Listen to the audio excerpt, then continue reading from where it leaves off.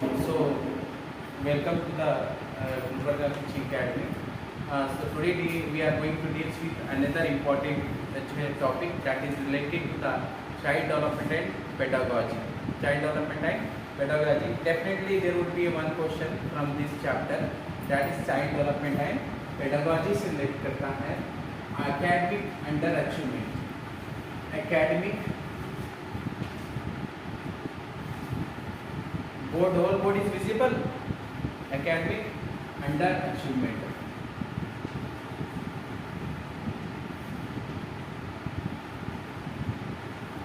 In Urdu it is called as, online वाले भी सुन लें, in Urdu it is called as, what we called as, it is called as the तालीमी उसूलियाबी में नाकामी के असबाब. In Urdu it is called as तालीमी उसूलियाबी में नाकामी के असबाब. तालीमी उसूलियाबी में नाकामी के असबाब. This chapter is very helpful for the Karnataka TET child psychology, and also it is very helpful for the sake of the central TET and all state TET, where there is a concept of the academic underachievement. There would be compulsory one question related to this concept. So if we go to the academic underachievement, what is the meaning of the academic underachievement?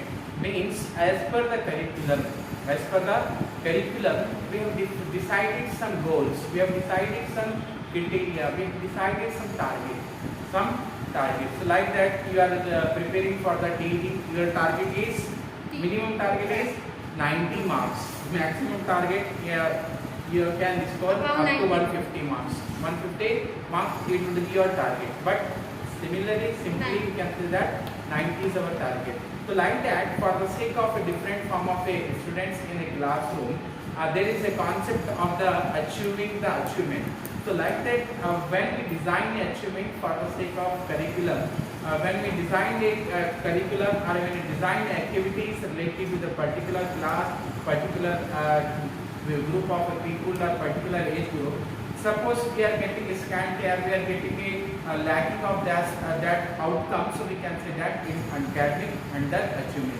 तालीमी माहौल में, तालीमी मैदान में जब कोई चीज़ जो है क्या मालूम है, हमारे तालीमी निज़ाम में जो है बच्चों के जो मकासद तय हुए थे, मकासद से जो है क्या बच्चे अगर वो मकासद को पूरा हासिल नहीं कर पाते हैं, तो मकासद उनके पूरे नहीं होते हैं, तो हम उसको कहेंगे एकेडमिक अंडर अचीवमेंट या तालीमी हुसूलियातियों में कमी कहेंगे. मिसाल के तौर पर कोई एक बच्चा है जो अगर हमारे पास जो है फर्स्ट स्टैंडर्ड में था, तो ये फर्स्ट स्टैंडर्ड के अंदर ये क्वालिटीज़ आनी चाहिए.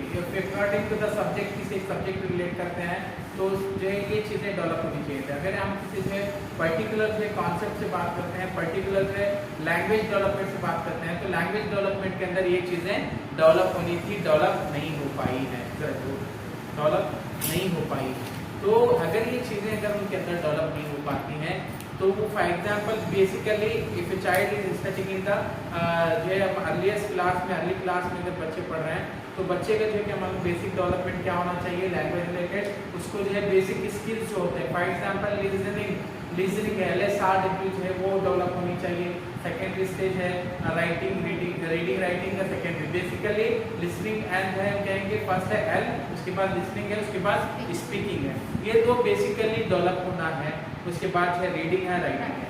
ये हमारे लैंग्वेज रिलेटेड है. अगर किसी सब्जेक्ट रिलेटेड है, फॉर एग्जाम्पल EVS पढ़ा रहे हैं, तो आपको जो नेचर से बच्चे को जो लगाव पैदा होना है. अगर ये अलग अलग तरह के जो हमारे डिसाइडेड गोल, मकासद, तयशुदा मकासद के उसूल में अगर बच्चा नाकाम होता है, तो क्या है तालीमी उसूलियाबी में कमी है. उसके असबाब क्या हैं, what are the reasons that's related to the educational underachievement. तो क्वेश्चन किस तरह आएगा, क्वेश्चन ये नहीं पूछेगा कि तालीमी उसूलियाबी में कमी के असबाब कौन से हैं, इस तरह के सवाल नहीं पूछेगा. सवाल आपको ये पूछेगा कि तालीमी उसूलियाबी में कमी आने के असबाब क्या हैं, तालीमी उसूलियाबी में, इस तरह नहीं पूछेगा. सवाल आपको ये पूछेगा कि एक बच्चा जो है मदरसा रोजाना जाना चाहता है, मगर वो मदरसे को देखकर नहीं जाता, या टीचर के जो एक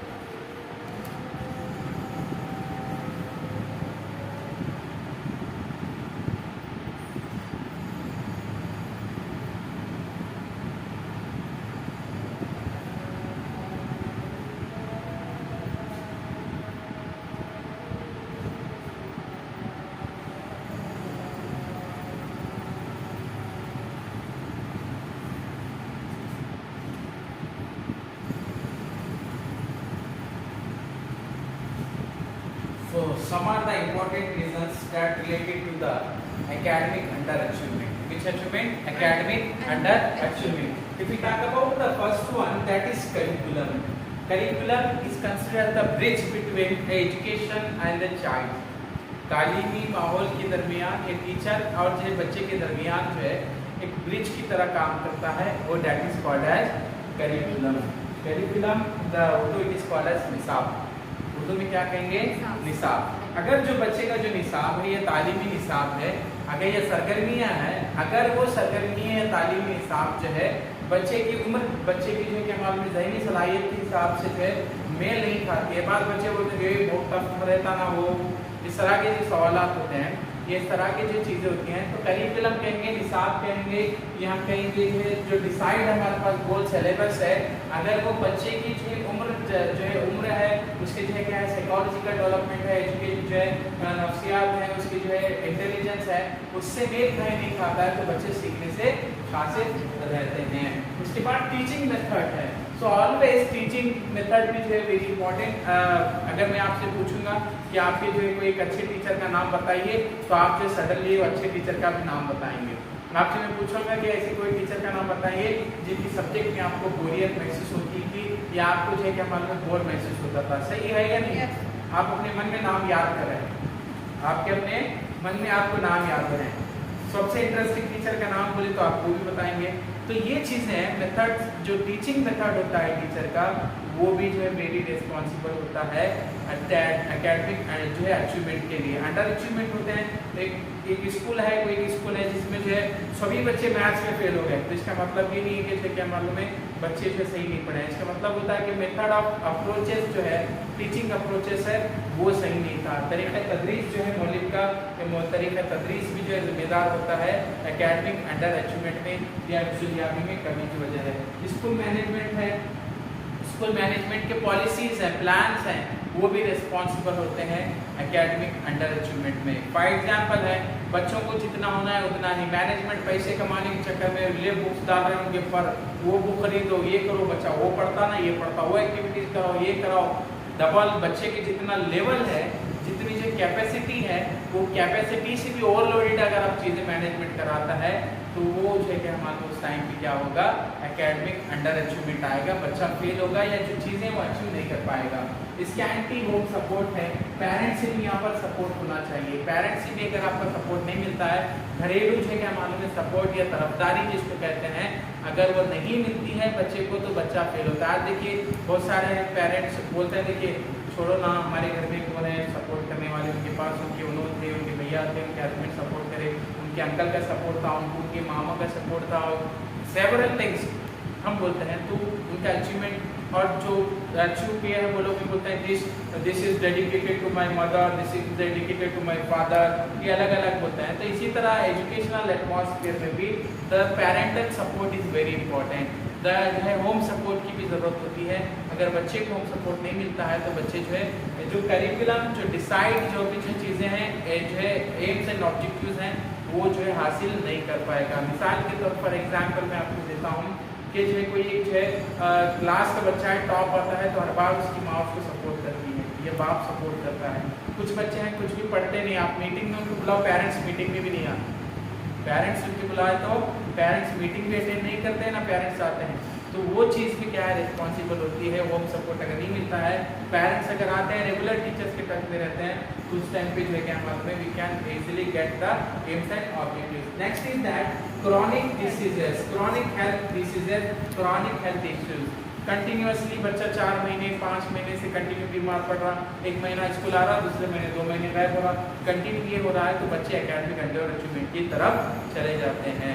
हेल्थ इश्यूज होते हैं, बाद बच्चों के क्रॉनिक हेल्थ इश्यूज होते हैं, बच्चे जो कंटिन्यू जो है डिसीजेस बीमार पड़ते रहते हैं. तो उस वक्त जो है क्या मालूम है एजुकेशन या एकेडमिक जो लर्निंग है वो पूरी नहीं होगी. उसके बाद नेक्स्ट है पीर ग्रुप है. Peer group in the sense it is called as the हमारे साथियों का ग्रोह जिसको हम कहते हैं, वो भी अच्छा होना चाहिए. अगर अच्छे बच्चों के साथ बैठता है देखते हैं कि क्लास में बहुत सारे पेरेंट्स कहते हैं कि मुझे वो बच्चे, मेरे बेटे को बच्चे के साथ बिठाओ, मिस को सामने बिठाओ, वो बेकार बच्चे हैं उनके साथ मत बिठाओ। इस तरह से अलग अलग पेरेंट्स जो कमिटमेंट करते रहते हैं, डिमांड्स करते रहते हैं, because the peer groups also plays a very important role, a vital role in the academic achievement. If a child is falling in the underachievement, so that means the child is involved in the peer group. That group is not fair regarding to him और उसके हिसाब से कि उसके लिए जो क्या मान लो ग्रुप अच्छा नहीं है, तो उस तरह से पीर ग्रुप होता है। बच्चे पढ़ते नहीं हैं, क्लास में टीचर को चौक भी लगा कर मारे, कभी डस्टर से मारे, टीचर पढ़ा रहे हैं पीछे सीटी मारते रहते हैं, टीचर पढ़ा रहे हैं तो किसी लड़कियों को छेड़ते रहते हैं, कोई लड़के हैं, इवन लड़कियां कुछ एक दूसरे से बात करती रहती हैं। तो ये कॉन्सेप्ट होता है। तो this is related to the peer group is very important for the sake of this thing, it related to the academic under achievement. उसके बाद आते हैं, बात करते हैं एजुकेशनल टेक्निक्स। एजुकेशनल टेक्निक्स जो यूज होना है, ये तालीमी ढंग के टेक्निक जो है अलग अलग यूज होना है। फॉर एग्जांपल कौन सा चैप्टर किस तरह से पढ़ाना है वो भी टेक्निक आनी जरूरी है। फॉर एग्जांपल आप पढ़ा रहे हैं, कोई हिस्ट्री का सिलेबस पढ़ा रहे हैं, तो हिस्ट्री बोलते आप लोगों को थोड़ा बहुत ज़्यादा बोर फील होता होगा, उसको इंटरेस्टिंग वे में अगर टीचर पढ़ाता है तो डेफिनेटली वो सब्जेक्ट से भी बच्चों को मोहब्बत होगी। आपसे पूछा जाए कि आपको सबसे अच्छा जो है टफ सब्जेक्ट कौन सा पढ़ा था, तो सब भी जो है हाथ उठा कर कहेंगे मैथमेटिक्स। क्या कहेंगे?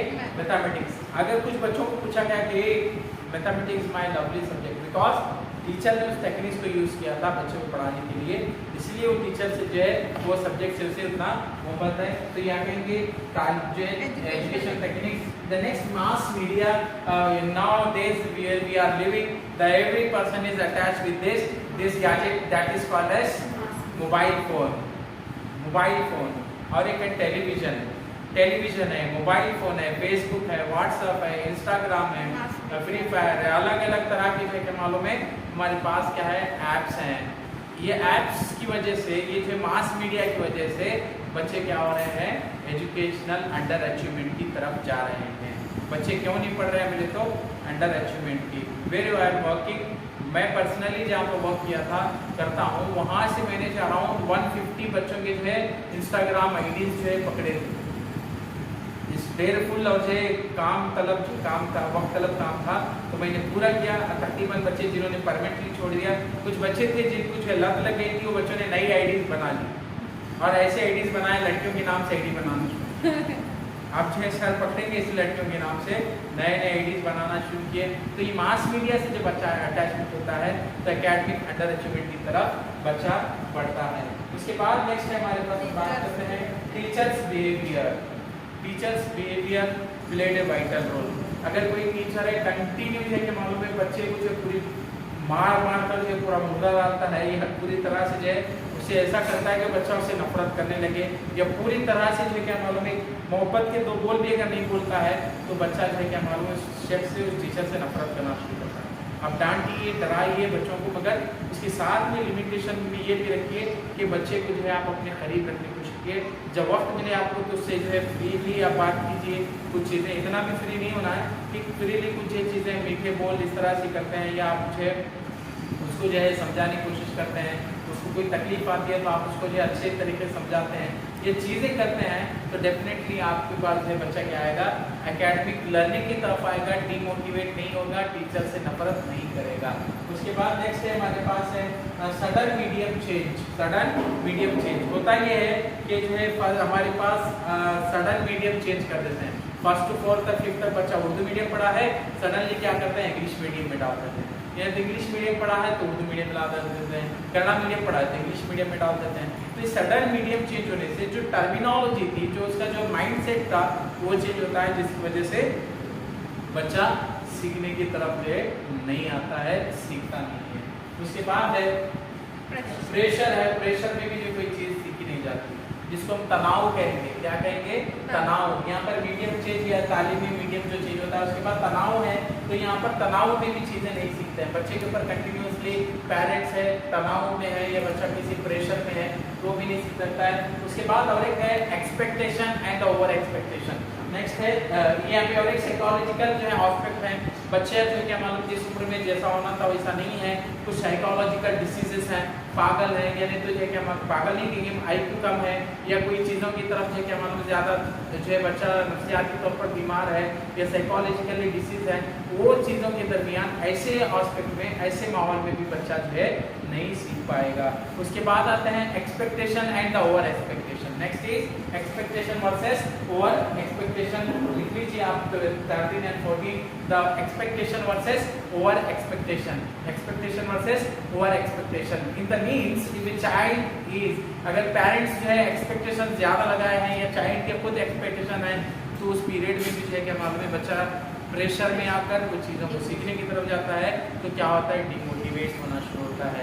तो ये भी जो लैकिंग ऑफ द एक्सपेक्टेशन और ये कहेंगे ओवर एक्सपेक्टेशन भी अगर रहते हैं वालिदैन के या उसके खुद रहते हैं या टीचर के एक्सपेक्टेशन होते हैं तो वैसे पीरियड में भी बच्चा जो है पूरी तरह से सीख नहीं पाएगा।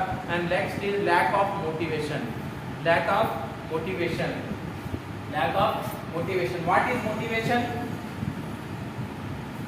मोटिवेशन टू स्टिमुलेट, बच्चों को जो हौसला अफजाई की भी कमी होती है तो उस वजह से भी बच्चे जो सीखने से खासी रहते हैं। It is called as lack of motivation is also one of the important cause for the sake of underachievement है, एकेडमिक अंडर अचीवमेंट है। The next lack of learning atmosphere. Lack of learning atmosphere. Learning atmosphere नहीं है तो वो भी जो क्या बच्चा क्या होता है उस पीरियड सीख नहीं पाता है अंडर एकेडमिक। फॉर एग्जाम्पल सभी बच्चे हैं स्कूल को आते हैं, आने के बाद पूरे बच्चे जो है कि मैदान में फिरते हैं, नाचते हैं, कूदते हैं, करते हैं तो बच्चा भी क्या करेगा नाचने कूदने की तरफ ही जाएगा। देखिए हम बड़े बड़े स्कूल को चूज करते हैं। उसके बाद नेक्स्ट है लैक ऑफ डिसिप्लिन है। Next is discipline.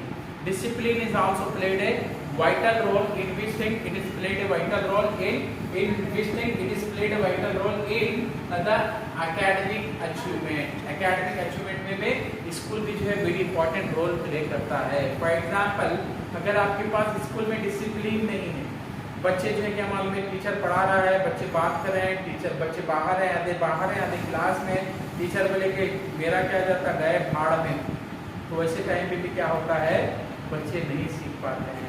इसके बाद स्कूल एटमॉस्फेयर हो गया and school building is also responsible for the sake of academic under achievement. How suppose समझिए आप बेंच बैठने के लिए बच्चे को बेंच नहीं है या निश्चित नहीं है, प्रॉपर नहीं है, मैडम टीचर लिखा रहे हैं, कोई बोर्ड है, बोर्ड पे एक आधा वर्ड में क्या मालूम बोर्ड पे आता है, आधा दीवार पे चले जाता है। इंफ्रास्ट्रक्चर इसको हम कहेंगे, क्या कहेंगे इंफ्रास्ट्रक्चर। अगर बच्चों को नहीं मिलता है तो उसकी वजह से भी एकेडमिक अंडर अचीवमेंट की तरफ आते हैं। बच्चों के लिए जो चीज़ें थी रिक्वायर्ड होनी चाहिए कि वो नहीं है। अब हमारे पास होता है कि लास्ट ईयर भी हुआ था कि जो है क्या मालूम है एक मीटर का इम्तिहान करीब आया, बुक्स अवेलेबल नहीं थे, बच्चों के लिए लर्निंग मटेरियल अवेलेबल नहीं है, बच्चों के लिए जो है जो मॉडर्न टेक्निक्स है, टूल्स है, टेक्निक्स है वो अवेलेबल नहीं है। उसी ये चीज़ें अवेलेबल नहीं होती हैं तो बच्चा कौन सी तरफ जाता है, child fall towards the academic under achievement, fall towards the academic under achievement. उसके बाद lack of tools and techniques. Lack of tools and techniques हैं, अलग अलग टूल्स हैं। For example this is the era where we are living with the digital teaching. कौन से method में हम जी रहे हैं, डिजिटल वे ऑफ लर्निंग में जी रहे हैं। अगर ऐसी चीजें हैं, आज जो हमारे पास जो कोरोना का पीरियड था उस टाइम पे हमने देखा है सीवियर एकेडमिक अंडर अचीवमेंट। कौन सा एकेडमिक अचीवमेंट था, सीवियर, एक बहुत जो खतरनाक जो एकेडमिक अंडर अचीवमेंट था। हमारे पास पेरेंट्स आते थे एडमिशन के लिए, हम पूछते थे क्या हुआ आपको, तो मालूम है 2 साल कोरोना था, 2 साल कोरोना का पीरियड रहा है, बच्चों ने कुछ नहीं पढ़ा। तो ये भी क्या है एकेडमिक अंडर अचीवमेंट है।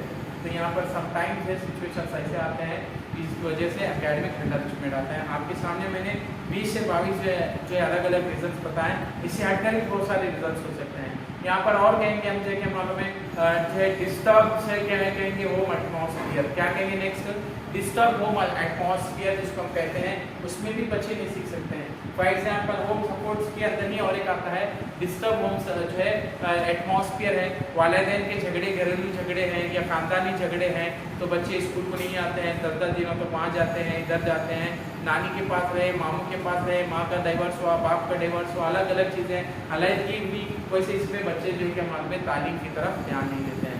तो एकेडमिक अंडर अचीवमेंट के जो कॉन्सेप्ट हैं, अलग अलग जो चीज़ें हैं, उसके अंदर ये बहुत सारी चीज़ें रिस्पॉन्सिबल करती हैं। तो अंडर एकेडमिक के जो है अचीवमेंट जिसको कहेंगे lacking of the educational goal, the failure to the achieve the academic goal, decided जो एकेडमिक गोल थे उसके अंदर जो हम अचीवमेंट करने से जो खासियत है या जो तालीमी मकासद थे, तालीमी उसूलियाबी थी, तो तालीमी उसूलियाबी में नाकामी के जो है ये पूरे असबाब हैं, ये वजूहात हैं। तो सवालात अब यहाँ पर किस तरह से आएंगे, सवाल अब ये बनता है कि सवालात किस तरह से आएंगे। Scanty lacking of education, scanty meaning simple lack of home support, scanty कहेंगे लैक ऑफ होम सपोर्ट है। तो ये सवालात किस तरह के आएंगे, तो सवालात इस तरह नहीं आएंगे, यहाँ पर तयशुदा मकासद के उसूल में बच्चे नाकाम होते हैं। The main reason for the underachievement is, तो ये जो क्या मालूम है नीचे ऑप्शंस में इस तरह दे सकेगा, या इस तरह पूछेगा कि जो है शीमा रोजाना स्कूल जा नहीं पाती, वो सख्त बीमार है, तो क्या होगा, तालीम मकासद के उसूल में नाकाम रहेगी। इस तरह के सवाल आपको अप्लाइड क्वेश्चन भी पूछते हैं। पूरे रीजंस पढ़ने के बाद आप अपने आप को याद रखना, अपने आप को जो है क्या मालूम है एनालाइज करना है, आपको जो है क्या है एनालाइज करना है कि हमने जो क्या मालूम है किस तरह के सवाल आते हैं।